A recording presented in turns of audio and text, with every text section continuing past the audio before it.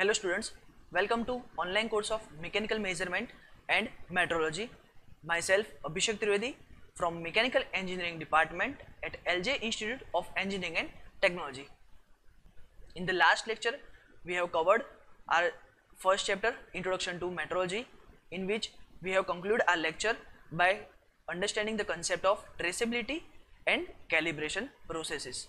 Today, we are going to start our new chapter named as Mechanical Systems and Basic Concept of Measurement Methods. Today, we are going to discuss different kind of measuring mechanical systems, as well as what is the core concept of the measurement and what are the basic methods, or we can say what are the basic concept related to the measurement methods. Today we are going to discuss a brief idea about the generalized measurement system. What do you mean by measurement? What is a basic requirement, or we can say what is the basic significance behind the mechanical measuring systems. Today we are going to discuss this kind of topics, and from next lecture we are starting with the basic characteristics, or we can say basic static characteristics of the measuring instrument, how the measuring instrument will perform, how we can select the particular measuring instrument, under which parameter, or we can say under which condition we are going to select our basic measuring instrument, that we are going to discuss in the upcoming lectures. Okay, let us start with the very basic concept named as measurement.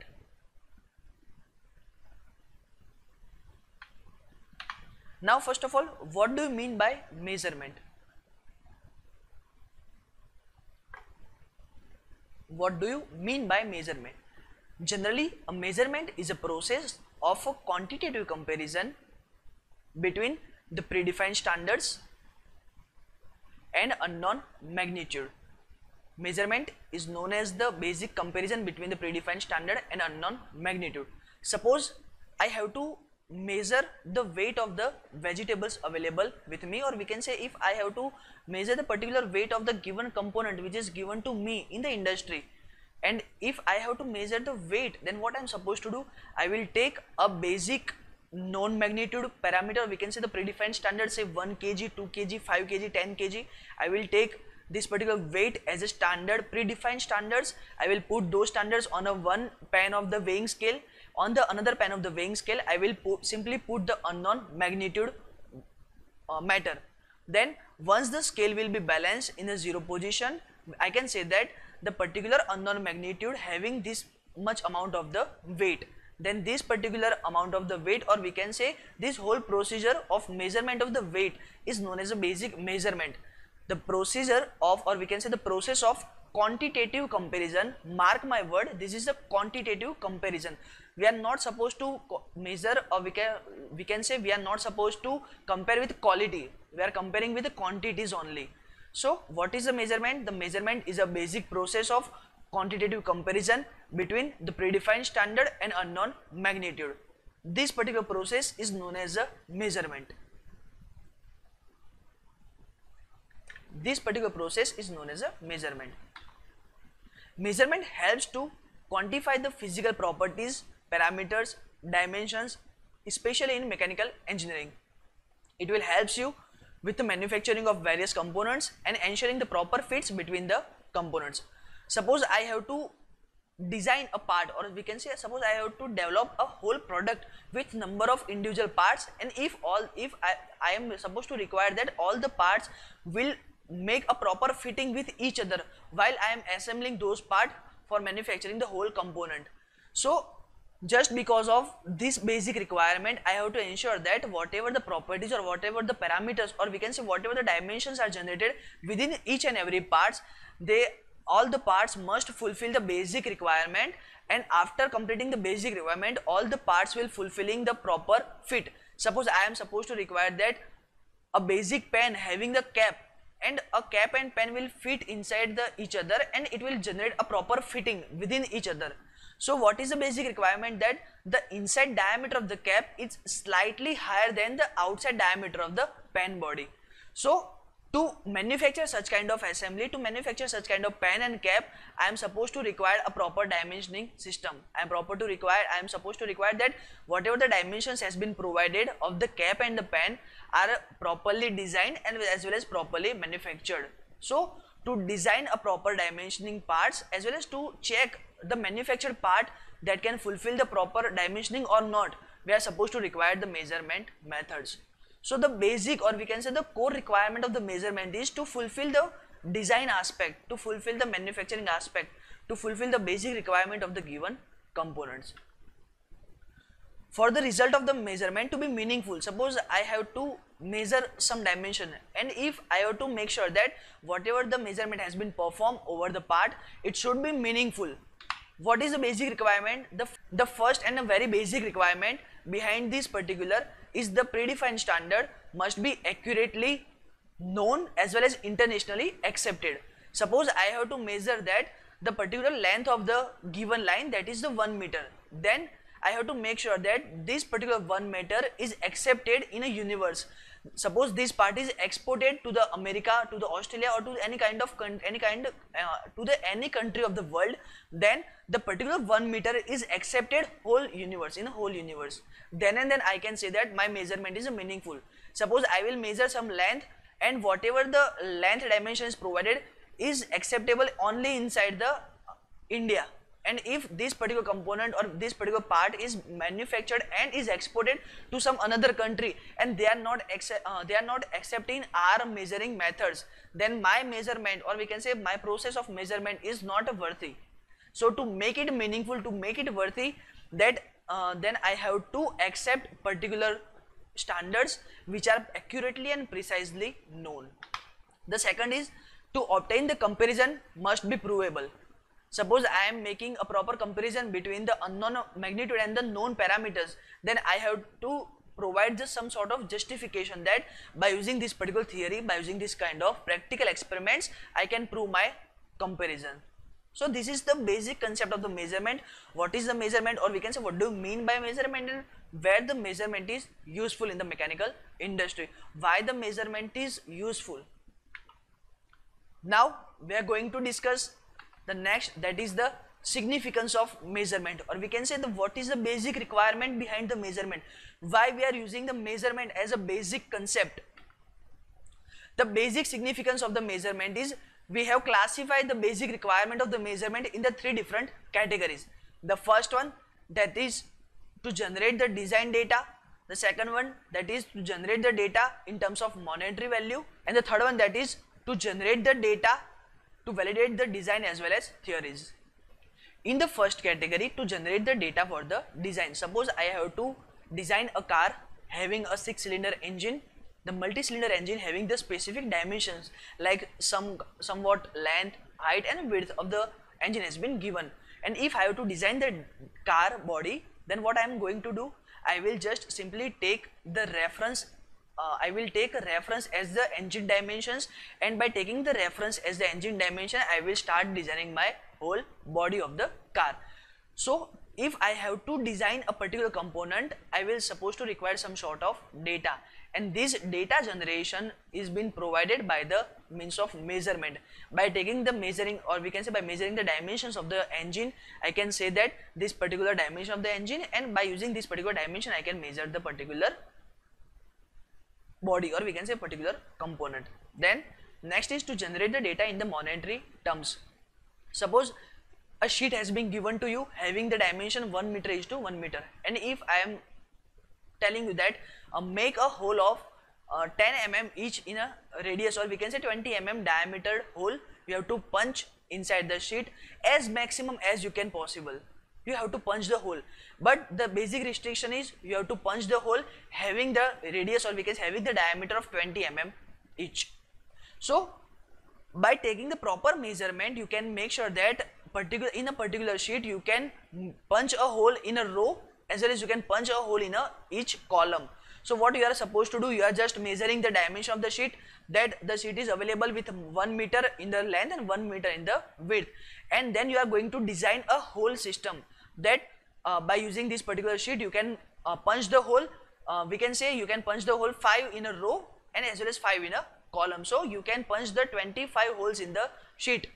So by using the proper dimensioning system, by using the proper measurement, you can say that you can use the material as maximum as possible, and by using the material as maximum as possible, you are reducing the scrap, and once you are starting to reduce the scrap, you are increasing your monetary terms, you are increasing your monetary values. Suppose in a gold market you are supposed to buy some sort of gold, then what is basic requirement? You have to pay some value and you have to buy some gold. So once you are able to measure the weight of the gold, then and then you are able to pay the proper value in the bartering of the gold. So to provide some sort of money, you are supposed to accept some sort of component having the proper weight or having the proper measuring setup. So to generate this kind of monetary terms, the measurement is a prime requirement. And the third one is to validate the design and the theory.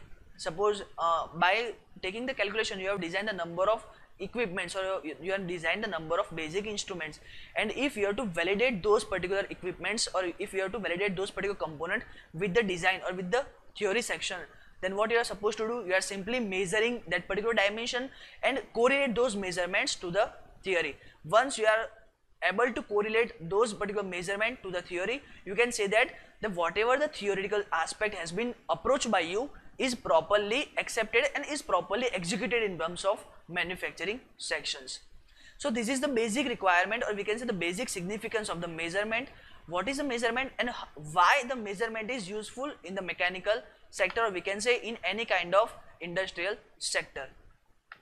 Now we are going to discuss a basic important concept known as generalized measurement system. The diagram shows a generalized measurement system. This is the closed loop diagram in which the different components has been provided. The generalized measurement system provides you the different elements of the measuring system. Suppose you are going to develop a measuring system having the different elements, and once the measuring system has been developed, you have to design a proper measuring instrument. So to develop the proper measuring instrument, you are supposed to require to develop a proper measuring system, and this kind of approach has been taken. Then and then we are supposed to require a proper generalized system which will fulfill all the elements, or we can say which will fulfill all the basic requirements of the measuring system.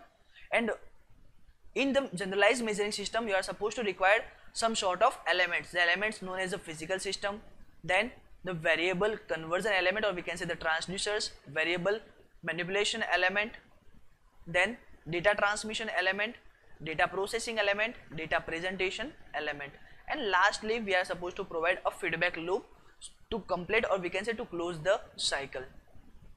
These are the basic elements behind the generalized measurement system. Though this is the generalized layout, you can change the position of the element. It means you can shift the conversion element over here, you can change the position of manipulation element over here, you can shift the conversion element over here. Instead of data processing, you can convert this particular position of the conversion element, you can shift the element manipulation element to the preceding of the data processing element. So you can change the any position of any kind of element, but whatever the generalized measurement system has been designed by you, whatever the measuring system has been designed by you, it must fulfill these particular elements. This is the basic requirement behind the development of the measuring system.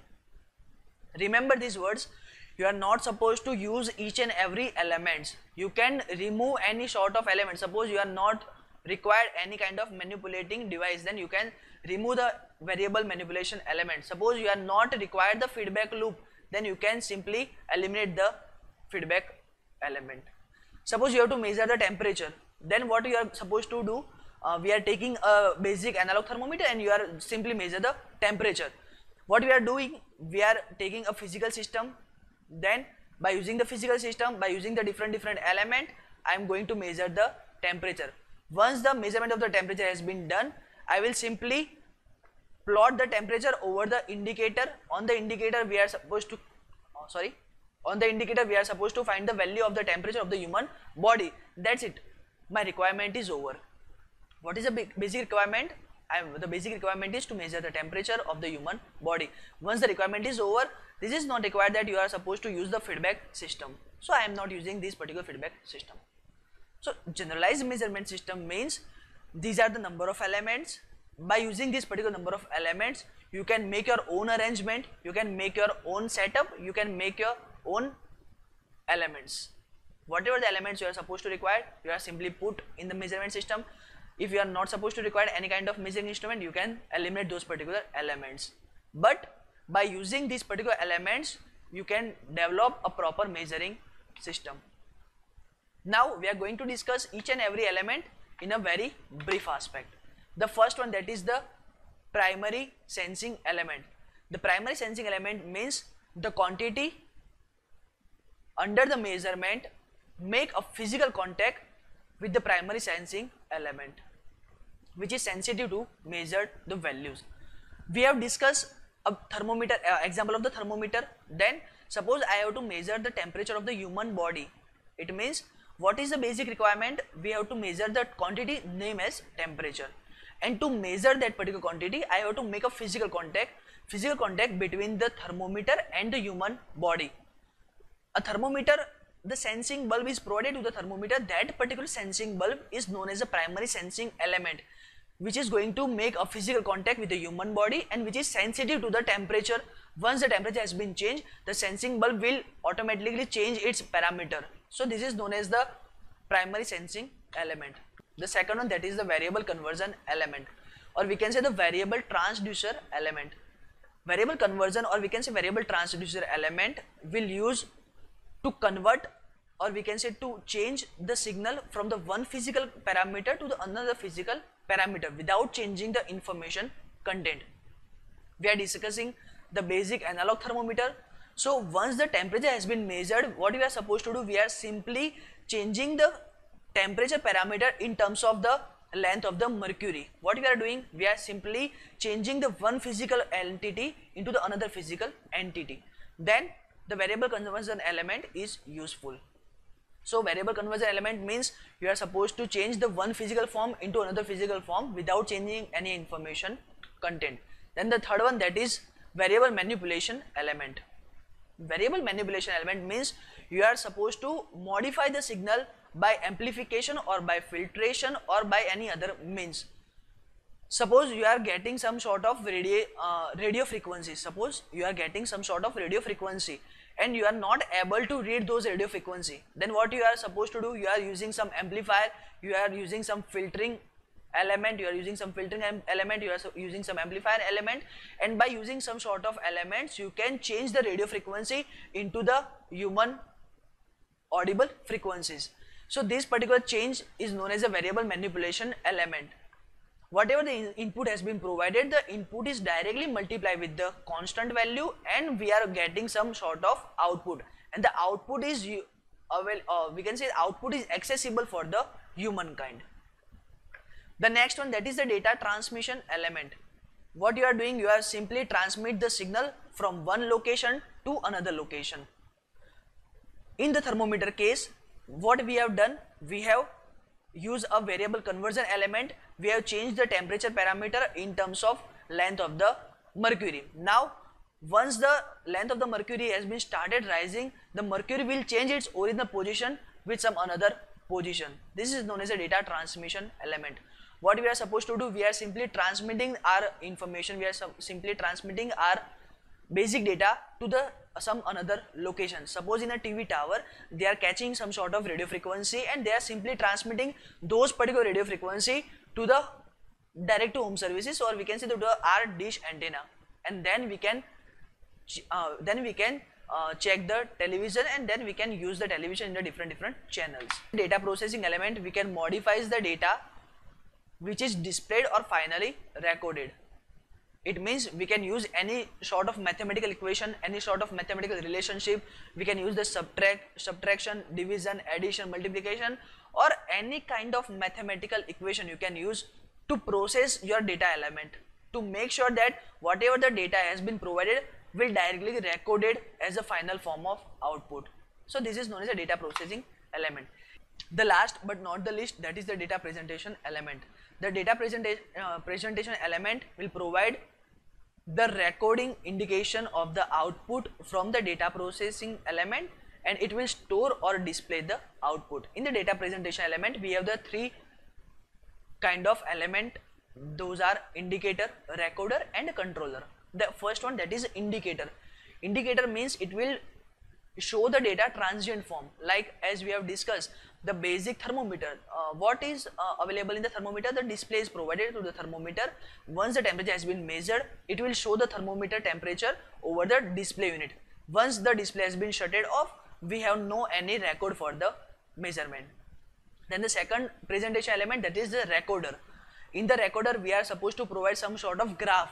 We are provide to some sort of analytical approach. We are using some analytical approach. We are providing some sort of numerical values, and those particular values are plotted over the paper. And we have a proper recording, or we have a proper record for the output of the data, and we can use those particular output in the future. And the last one, that is the controller. Controller means it will control the output of the data, and once we are using the controller, we are providing a feedback loop. Suppose in the home air conditioning system, we have provided a controller setup. Once the temperature has been sensed, the temperature has been passed through whole cycle of the generalized measurement system, and at the last it will approach the controller unit. Once it will approach the controller unit, controller will check that what is the requirement of the customer. The customer is, suppose customer is required 23 degree Celsius temperature, and if the room temperature is 22 degree Celsius, it will directly generate a feedback loop to the compressor to shut down the compressor for a while. Once the temperature will be rising, the compressor will automatically start because of the controller, and once the whole process has been set it over. So this is the basic generalized measurement system. And the last topic of the generalized measurement system, that is the stages of the generalized measurement system. We have classified the whole generalized measurement system in the 3 different stages. The first one, or we can say the stage 1, that is input stage, or we can say detector or sensor stage, in which we are going to take some sort of input from the different detectors or the sensors or sensing elements. The second stage, that is the intermediate stage, or we can say the signal conditioning stage, in which we are transferring the signal from one location to another location. We are converting the signal, or we can say we are converting the physical quantity from one to another physical quantity. We are modifying the signal for our basic requirement, as per the basic requirement of ourselves, is known as the intermediate stage. And the last one, that is the output stage, or we can say the data presentation stage, or we can say the readout stage or termination stage. Just because of this stage number 3, we can terminate the cycle of the generalized measurement system. So today we have discussed the basic concept of the measurement, the significance of the measurement in terms of industrial aspects, and then we have started a basic topic, that is the generalized measurement system. Today we are ending our lecture with these particular topics only. From the next lecture, we are going to discuss the static characteristics of the measuring instrument. Till then, thank you.